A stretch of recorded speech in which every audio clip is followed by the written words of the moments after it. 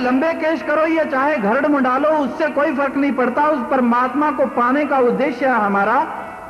तो क्या इस तरह से बाहरी वेश धारण करने से कोई खालसा बन जाएगा? यह खालसा की पहचान है?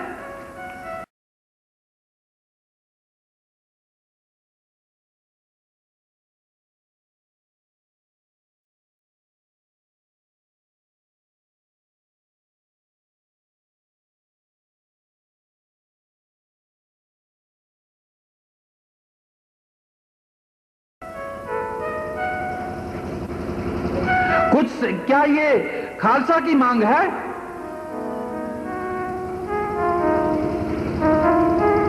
श्री राम कथा चाहते हैं कुछ श्रोतागण, किंतु श्री राम कथा ही ये हो रही है। ये श्री राम ही जो कहना चाहते हैं वही कहलवा रहे हैं मेरे मुख से ये सब कुछ।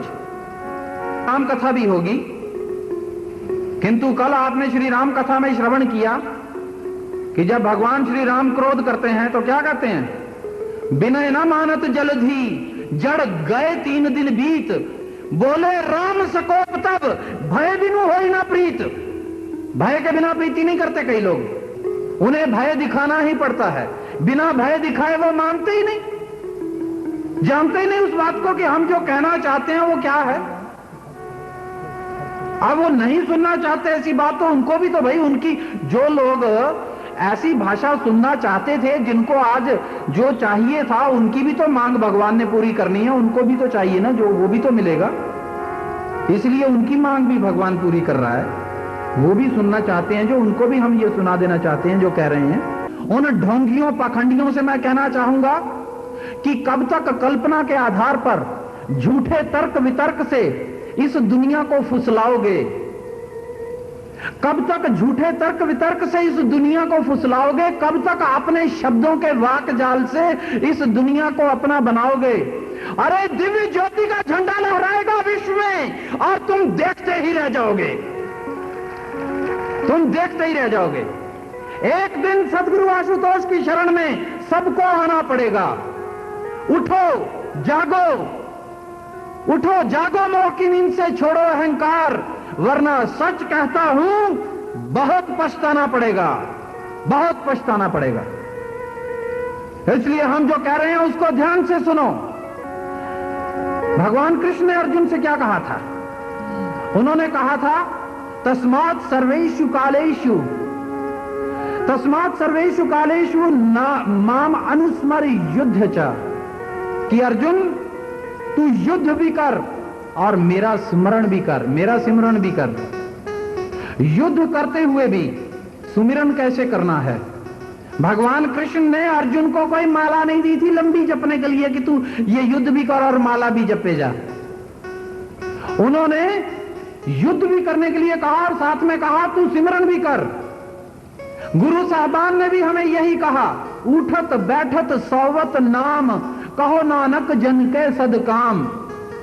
और वही सुमिरन आठों पहर कैसे करना है, उस नाम को हमने सदगुरु महाराज जी की कृपा से प्राप्त किया है।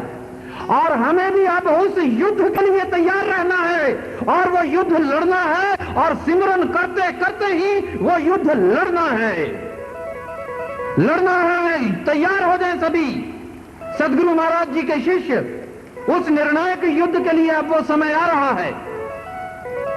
और वो युद्ध कौन सा है? वो कैसा युद्ध है?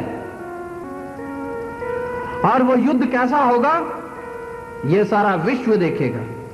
और ये भी युद्ध ही है जो इस मंच से कहा जा रहा है। जो जैसा समझने की कोशिश करता है उसके साथ वैसा ही होता है। भगवान हर तरीका अपनाना जानते हैं। जो दुष्ट स्वार्थी ढोंगी सोचते हैं कि ये केवल बातें ही करना जानते हैं, सत्संग ही करना जानते हैं, तो हां, हम सर्वप्रथम सत्संग से समझाते हैं। अगर कोई सत्संग से ना समझे तो बतसंग से समझाते हैं, और अगर कोई बतसंग से भी ना समझे तो फिर कौन सा संग है वो समझ लो आप, उस संग से भी समझाते हैं। हमारे को सारे संग करने आते हैं, हमें सब पता है। गुरु गोविंद सिंह जी संत सिपाही थे, उन्हें संत सिपाही कहा गया। वो संत भी थे और सिपाही भी थे। और ऐसे ही आज सदगुरु महाराज जी ने हमें भी वो सभी विद्याएं सिखाई हैं। हमारे पास भी वो सब कुछ है जो आज तक संतों महापुरुषों के पास था और जो रहा है।